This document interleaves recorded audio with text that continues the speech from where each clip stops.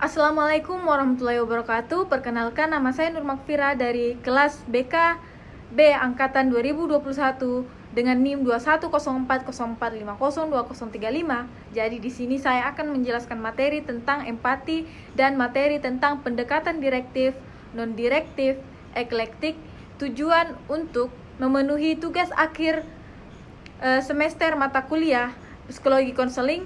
Untuk mempersingkat waktu, langsung saja kita mulai materi. Jadi materi yang pertama yaitu empati.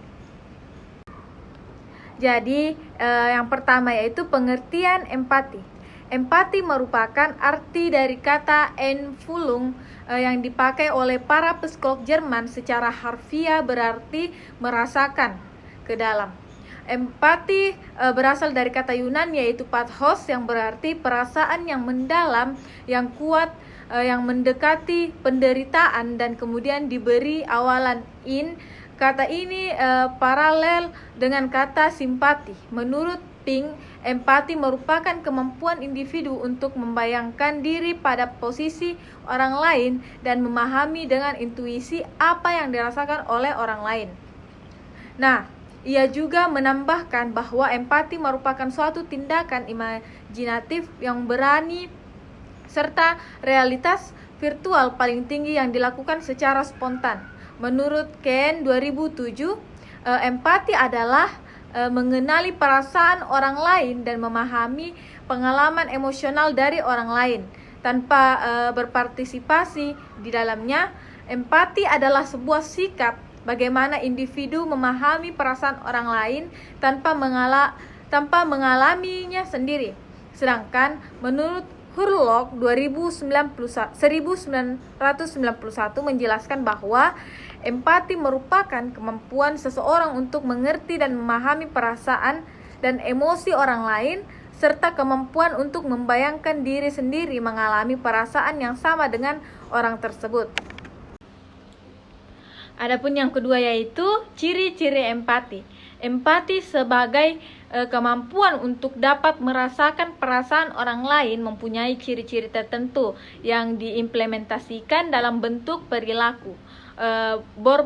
Borba dalam Putri Medina 2018 menjelaskan bahwa ciri-ciri perilaku empati terbagi menjadi yang pertama, toleransi, menghargai pendirian pendapat, pandangan, kepercayaan, kebiasaan, kelakuan, dan sebagainya.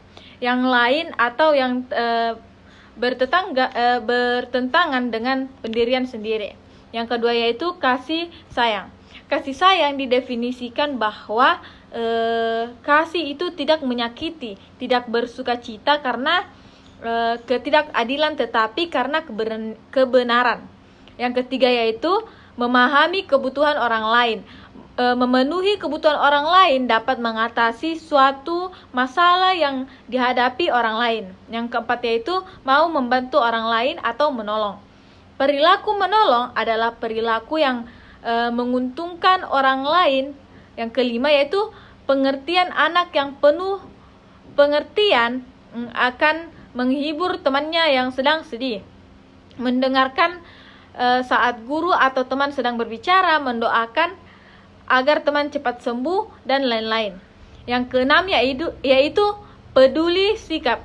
Sikap anak yang memiliki kepedulian adalah menghampiri teman yang sedang kesusahan, menghibur teman yang sedang kesedih, serta membantu teman yang membutuhkan pertolongan. Nah, yang ketujuh yaitu mampu mengendalikan amarahnya. Mengendalikan emosi dapat dilihat dari sikap anak yang mampu mengekspresikan emosinya secara tepat. Berdasarkan pendapat para ahli tadi dapat dilihat bahwa individu yang memiliki sikap empati ditunjukkan dengan ciri-ciri mampu berkomunikasi dengan orang lain, dengan memahami apa yang dikomunikasikan terkait dengan kondisi perasaan yang sedang dirasakan oleh orang lain. Nah, peka terhadap apa yang dialami oleh orang lain, mampu menjadi pendengar yang baik terhadap apa yang sedang dirasakan orang lain, memiliki sikap peduli, dan mampu mengendalikan emosi. Nah, adapun yang ketiga yaitu aspek-aspek empati. Empati membuat seseorang menjadi peka terhadap kebutuhan dan perasaan orang lain, mendorongnya menolong orang yang kesusahan atau kesakitan, serta menuntunnya memperlakukan orang dengan kasih sayang. Baron dan Birne dalam ASI 2010 menyatakan bahwa dalam empati terdapat aspek-aspek yaitu kognitif. Individu yang memiliki kemampuan empati dengan melibatkan mental atau otak. Yang kedua yaitu afektif. Individu yang berempati merasakan apa yang orang lain rasakan, sikap dan nilai. Sedangkan menurut Davis dalam Taufik 2012, aspek-aspek yang terkandung dalam empati ada 4, yaitu yang pertama pengambilan perspektif, yaitu kecenderungan untuk memahami pandangan orang lain dalam kehidupan sehari-hari. Nah, yang kedua yaitu perhatian empati, kecenderungan terhadap pengalaman-pengalaman yang berhubungan dengan kehangatan seperti rasa iba, peduli, dan ramah terhadap kemalangan orang lain. Nah, yang ketiga yaitu distress pribadi, yaitu seseorang merasa tidak nyaman dengan perasaannya sendiri ketika melihat tindakan ketidaknyamanan pada emosi orang lain yang diungkapkan melalui cemas dan sedih.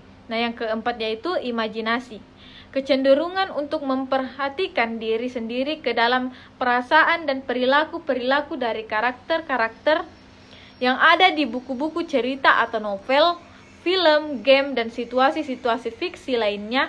Berdasarkan uraian tadi, dapat disimpulkan bahwa aspek-aspek empati diantaranya pengambilan perspektif, perhatian empatik, distress pribadi, imajinasi.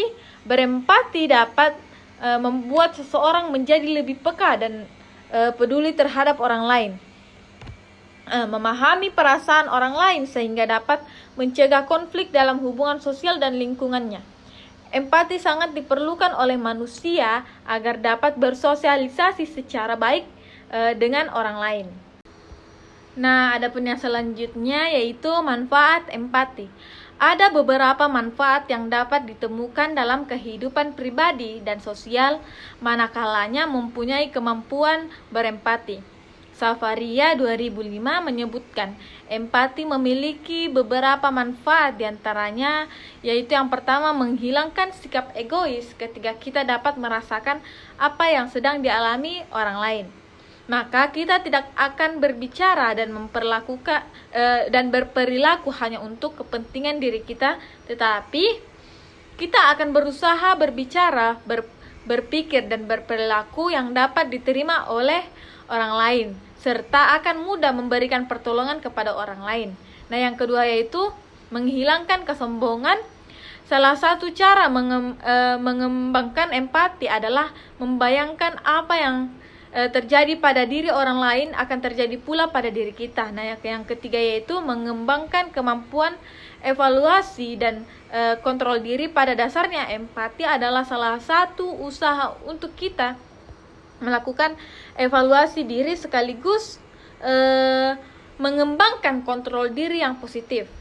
Kemampuan melihat diri orang lain, baik perasaan, pikiran maupun perilakunya, merupakan bagian dari bagaimana kita akan merefleksikan keadaan tersebut dalam diri kita.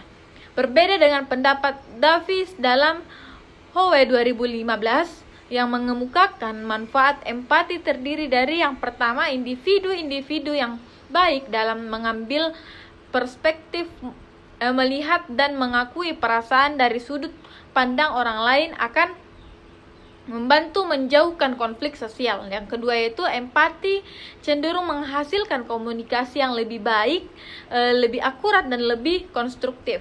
Nah, yang ketiga yaitu empati membuat orang menjadi lebih baik, perhatian, dan cenderung bijaksana. Nah, yang keempat yaitu para empatis yang baik cenderung mengevaluasi hubungan-hubungan mereka secara positif dari manfaat empati di atas dapat disimpulkan bahwa empati memiliki manfaat-manfaat positif yang membuat kehidupan seseorang lebih terkontrol dan menjadi lebih baik.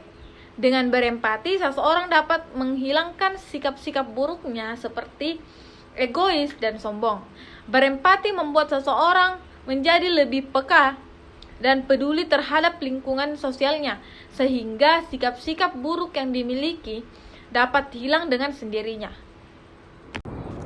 Nah, adapun faktor-faktor yang mempengaruhi seseorang dalam menerima dan memberi empati, menurut Siwi dalam Soleha 2018, beberapa faktor yang mempengaruhi empati yaitu yang pertama, pola asuh. Orang tua yang menanamkan nilai empatik sejak kecil memberikan contoh kepada anak tentang sikap empati akan mempengaruhi perilaku empati ketika dewasa. Nah, yang kedua yaitu kepribadian. Orang yang mempunyai sikap yang tenang dan sering berintrospeksi diri dipastikan akan memiliki kepekaan yang tinggi ketika berbagi dengan orang lain. Nah, yang ketiga yaitu usia. Semakin bertambahnya usia, maka semakin meningkatkan empati seseorang karena seseorang yang tua mempunyai perspektif yang lebih matang. Yang keempat yaitu derajat kematangan. Kemampuan seseorang dapat menilai suatu hal secara proporsional akan mempengaruhi sikap empati. Nah, yang ketiga yaitu sosialisasi. Sosialisasi merupakan upaya untuk menanamkan berbagai nilai kepada orang lain sehingga orang lain mempunyai perilaku yang diharapkan. Nah, yang keenam yaitu jenis kelamin. Empati perempuan yang lebih besar daripada empati laki-laki. Sejalan dengan ini, Hoffman dalam Nur Hidayanti 2012 menjelaskan faktor-faktor yang mempengaruhi seseorang dalam menerima dan memberi empati adalah yang pertama yaitu sosialisasi. Sosialisasi dapat mempengaruhi empati melalui permainan-permainan memberikan peluang kepada seseorang untuk mengalami sejumlah emosi, membantu untuk lebih berpikir dan memberikan perhatian kepada orang lain, serta lebih terbuka terhadap kebutuhan orang lain, sehingga akan meningkatkan kemampuan berempati anak. Nah, yang kedua yaitu mood dan feeling. Apabila seseorang dalam situasi perasaan yang baik, maka dalam berinteraksi dan menghadapi orang lain akan lebih baik serta menerima keadaan orang lain. Nah, yang ketiga yaitu proses belajar dan identifikasi. Dalam proses belajar, seseorang belajar membetulkan respon-respon khas dari situasi yang khas yang disesuaikan dengan peraturan yang dibuat oleh orang tua atau penguasa lainnya. Nah, yang keempat yaitu situasi atau tempat. Pada situasi tertentu, seseorang dapat berempati lebih baik dibandingkan dengan situasi yang lain. Nah, yang kelima yaitu komunikasi dan bahasa. Komunikasi dan bahasa sangat mempengaruhi seseorang dalam mengungkapkan dan menerima empati. Nah, yang keenam yaitu pengasuhan. Lingkungan yang berempati dari suatu keluarga sangat membantu anak dalam menumbuhkan empati dalam dirinya. Nah, berdasarkan penjelasan tadi dapat disimpulkan bahwa faktor-faktor yang mempengaruhi seseorang dalam menerima dan memberi empati diantaranya sosialisasi, mood dan feeling, proses belajar, situasi atau tempat, usia, komunikasi dan bahasa serta pengasuhan. Nah, faktor-faktor tersebut saling berkaitan satu sama lain sehingga dalam menerapkan empati penting untuk diperhatikan mengenai apa saja yang dapat meningkatkan empati seseorang. Nah, itulah tadi materi tentang empati. Selanjutnya kita beralih ke materi pendekatan direktif, non-direktif, dan eklektik. Konseling direktif adalah konselor mengambil peranan penting dan berusaha memberi pengarahan yang sesuai dengan penyelesaian masalahnya. Konselor menjadi pusat dalam proses penyelesaian masalah. Konseling direktif sering disebut dengan train faktor konseling, di mana penekanan pemahaman diri melalui testing psikologis dan penerapan pemahaman itu dalam memecahkan beraneka masalah yang dihadapi. Nah, konselor secara sadar mengadakan strukturalisasi dalam proses konseling dan berusaha mempengaruhi arah perkembangan konseli dan kebaikan konseli sendiri. Nah, konseling ini menilai tinggi kemampuan manusia untuk berpikir rasional dan memandang masalah konseli sebagai masalah yang harus dipecahkan dengan menggunakan kemampuan itu. Busra 2018, tujuan konseling direktif yang utama adalah membantu konseli untuk merubah tingkah lakunya yang emosional dan impulsif dengan tingkah laku rasional. Dengan sengaja, secara teliti dan berhati-hati, lahirnya direktif konseling dilatar belakangi oleh pandangan bahwa konseli adalah orang yang mempunyai masalah dan membutuhkan bantuan orang lain. Nah, ada kalanya seseorang yang sedang bermasalah tidak bisa mengetahui apa yang harus dilakukan.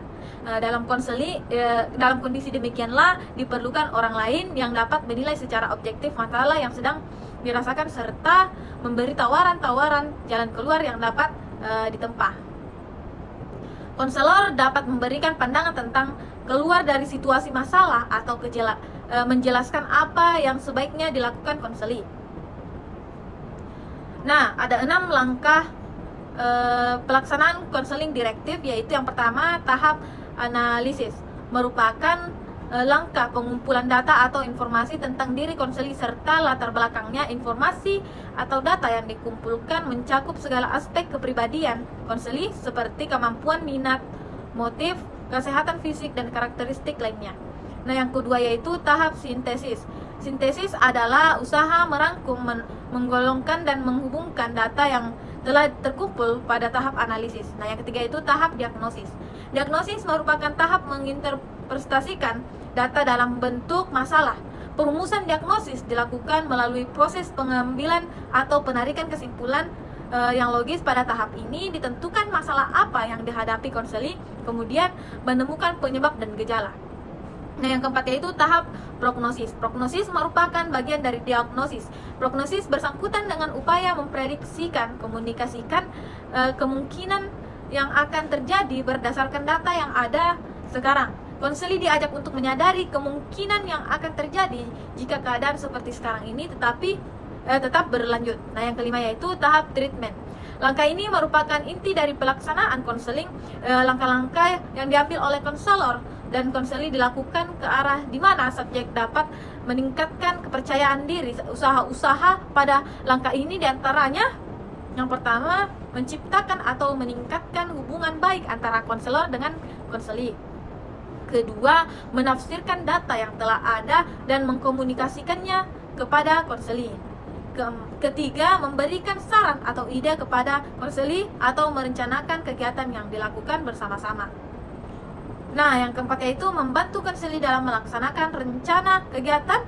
Nah, yang kelima yaitu jika perlu menunjukkan pada konselor atau ahli lainnya untuk memperoleh diagnosis atau konseli dalam masalah lain. Yang keenam, tindak lanjut. Tindak lanjut merujuk pada segala kegiatan membantu peserta didik serta memberikan mereka memperoleh layanan konseling. Tindak lanjut meliputi semua hal yang telah dilakukan konselor terhadap konseli dalam menghadapi masalah baru atau masalah yang muncul lagi, dan penilaian terhadap efektivitas dari konseling lanjut meliputi semua hal yang telah dilakukan konselor terhadap konseli dalam menghadapi masalah baru atau masalah yang muncul lagi, dan penilaian terhadap efektivitas dari konseling. Macy 2021. Nah, kelebihan dan kekurangan pendekatan ini adalah kelebihan direktif konseling, yaitu yang pertama, waktu yang dibutuhkan lebih singkat. Kedua, data yang didapatkan lebih lengkap karena menggunakan teknik pengumpulan data yang memadai. Yang ketiga yaitu solusi yang diberikan konselor dapat digunakan untuk sebagai dasar pemikiran konseli dalam pemecahan masalah. Yang keempat yaitu cocok digunakan untuk konseli yang kurang berpendidikan, konseli yang tidak mau terbuka, dan anak-anak serta individu dengan masalah-masalah yang tidak terlalu bersifat emosional. Kekurangan direktif konseling yaitu yang pertama meragukan kemampuan konseli untuk memecahkan masalahnya sendiri. Yang kedua, tidak efektif untuk konseli dengan masalah emosional yang mendalam. Nah, selanjutnya itu konseling non-direktif. Setelah konseling direktif selesai diberikan, maka guru bimbingan konseling melakukan tahap kedua yaitu konseling non-direktif. Dalam proses berlangsungnya metode konseling individu konseling non-direktif, yang lebih aktif dalam berperan ialah siswa. Dengan kata lain, siswa dipersilakan untuk berbicara dengan detail dan rinci dalam menyampaikan masalah yang dialami. Guru BK dalam proses berlangsungnya hanya mendengarkan dan memahami terhadap permasalahan yang disampaikan oleh siswa, sehingga guru BK tahu apa alasan siswa melakukan kebiasaan buruk tersebut. Putra 2020. Konseling non-direktif sering disebut client center terapi adalah suatu metode perawatan psikis yang dilakukan dengan cara berdialog antara konselor dengan konseli agar tercapai gambaran yang serasi antara ideal self diri, aktual self, sesuai kenyataan yang sebenarnya. Adapun ciri konseling non-direktif yaitu yang pertama, menempatkan konseli pada kedudukan sentral. Konseli aktif yang mengungkapkan dan mencari pemecahan masalah. Jadi hubungan ini menekankan pada aktivitas konseli yang bertanggung jawab konseli sendiri. Yang kedua yaitu konselor berperan hanya sebagai pendorong dan pencipta situasi yang memungkinkan konseli untuk berkembang sendiri. Jadi konselor berperan membantu konseli dalam merefleksikan sikap dan perasaannya. Klien atau siswa adalah merupakan objek dari subjek yang memegang otoritas, sedangkan siswa atau konseli harus mengikuti dan taat kepada apa yang digariskan oleh pemegang otoritas. Pemegang otoritas adalah orang yang paling tahu segala hal. Dialah yang menunjukkan, mencarikan atau memberikan jalan kepada konseli. Jadi pemegang otoritas adalah berperan sebagai faktor penentu bagi konseli. Peran konselor dalam model pendekatan konseling client center adalah pertama, konselor tidak memimpin, mengatur atau menentukan proses perkembangan konseling, tetapi hal tersebut dilakukan oleh konseli itu sendiri. Yang kedua, konselor merefleksikan perasaan klien, sedangkan pembicaraan tertentu ditentukan oleh konseli. Nah, yang ketiga yaitu konselor menerima konseli dengan sepenuhnya dalam keadaan seperti apapun. Nah, yang keempat yaitu konselor memberi kebebasan pada konseli untuk mengekspresikan perasaan-perasaan sedalam-dalamnya dan seluas-luasnya. Nah, adapun kelebihan dan kekurangan konseling non-direktif adalah yang pertama, kelebihan pemusatan pada konseli dan bukan pada terapis. Yang kedua, identifikasi dan hubungan terapi sebagai wahana utama dalam mengubah kepribadian. Yang ketiga yaitu lebih menekankan pada sikap terapi daripada teknik. Yang keempat yaitu memberikan kemungkinan untuk melakukan penelitian dan menentukan kuantitatif. Yang kelima yaitu menentukan emosi, perasaan dan afektif dalam terapi. Yang keenam, menawarkan perspektif yang lebih up to date dan optimis. Yang ketujuh, konseli memiliki pengalaman positif dalam terapi ketika mereka fokus dalam menyelesaikan masalahnya. 8. Konseli merasa mereka dapat mengekspresikan dirinya secara penuh ketika mereka mendengarkan dan tidak dijustifikasi. Kekurangannya adalah kekurangannya dalam non-direktif ini adalah kurangnya kekonkretan dalam proses konseling. Lebih efektif ketika menggunakan bahasa verbal dan dengan konseli yang cerdas mengabaikan faktor ketidaksadaran dan insting naluri berurusan dengan hal-hal yang ada di permukaan. Nah, adapun materi yang keempat yaitu konseling eklektik. Tahap Yang ketiga yang dilakukan oleh guru bimbingan konseling ialah konseling eklektik, di mana konseling eklektik ialah proses konseling dengan menggabungkan metode konseling direktif dengan non-direktif. Nah, dalam proses konseling eklektik ini, siswa diberikan berbicara, namun ada saatnya guru menjawab dan merespon apabila ada pernyataan siswa yang kurang tepat atau perlu adanya pengarahan. Keuntungan konseling eklektik ialah siswa bisa mengeluarkan semua isi hati yang membuat hatinya risau terhadap masalah yang dialami. Lalu guru BK juga merespon dengan cara mengarahkan siswa untuk perubahan dari sikap yang dilakukannya. Yang pertama, konseling eklektik ini dilakukan karena guru menilai bahwa siswa telah mampu memahami perubahan yang harus ia lakukan dan berinisiatif untuk mencari solusi agar dirinya bisa merubah sikapnya pada yang lebih baik sebagai siswa. Guru BK dapat menanamkan komitmen kepada siswa untuk berubah dan melakukan perannya dengan baik sebagai pelajar di sekolah. Dengan kata lain, siswa telah bisa mendapatkan solusi dari masalah yang dialaminya. Siswa mampu berbuat ke depannya dan bisa berpikir lebih dahulu terhadap sesuatu keputusan yang dipilihnya.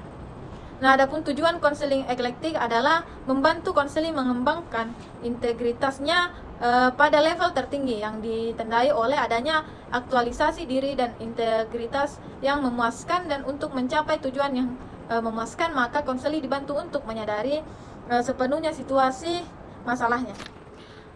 Mengajari konseling untuk melatih mengendalikan di atas masalah tingkah laku. Nah, adapun konseling eklektik dikategorikan menjadi 4, yaitu technical eklektis, yaitu berpegang pada salah satu atau gabungan teori, sementara tekniknya ditambahkan dari teori lain. Yang kedua yaitu problem oriented eclectics, yaitu menganut beberapa teori konseling dan diaplikasikan berdasarkan tipe masalah konseling dan dapat digunakan. Nah, teori berbeda dan untuk konseling berbeda. Yang ketiga yaitu prosedur eklektik, yaitu penguasaan beberapa teori dan diaplikasikan secara berangkai pada seseorang konseling menurut perkembangan masalah konseling atau wawancara. Kajian dalam prosedur konseling. Adapun yang keempat yaitu sistematik eklektik, yaitu integrasi atau sintesis pandangan banyak teori dan penyusunan prosedur sistematis dengan peta mental atau peta alur yang jelas serta memiliki teknik dari berbagai teori. Konseling eklektik sebenarnya tidak menganut terhadap yang spesifik. Cherkoff mengemukakan model konseling sistematik pada eklektik ini disusun menjadi 6 tahap, yaitu tahap eksplorasi. Masalah yang pada tahap ini konselor menciptakan hubungan baik, mungkin dengan konseling, membina hubungan yang saling percaya, menggali kepercayaan konseling lebih dalam, mendengarkan apa yang menjadi perhatian konseling, menggali pengalaman konseling dan merespon isi perasaan dan arti dari apa yang dibicarakan konseling. Yang kedua itu tahap perumusan masalah. Adapun yang keempat yaitu tahap identifikasi alternatif konselor dan konseling mengidentifikasi alternatif pencerahan dari rumusan masalah yang telah disepakati. Adapun yang keempat yaitu tahap perencanaan. Dan yang kelima yaitu tahap tindakan atau komitmen. Tindakan berarti operasionalisasi rencana yang disusun. Konseling untuk melaksanakan rencana sangat penting untuk keberhasilan konseling, karena tanpa ada tindakan nyata konseling tidak ada artinya. Adapun yang selanjutnya itu tahap penilaian atau umpan balik. Nah, jadi itulah tadi penjelasan materi tentang empati dan pendekatan direktif, non-direktif, eklektik. Jadi jika ada kesalahan mohon dimaafkan. Saya pamit undur diri. Sekian dan terima kasih. Assalamualaikum warahmatullahi wabarakatuh.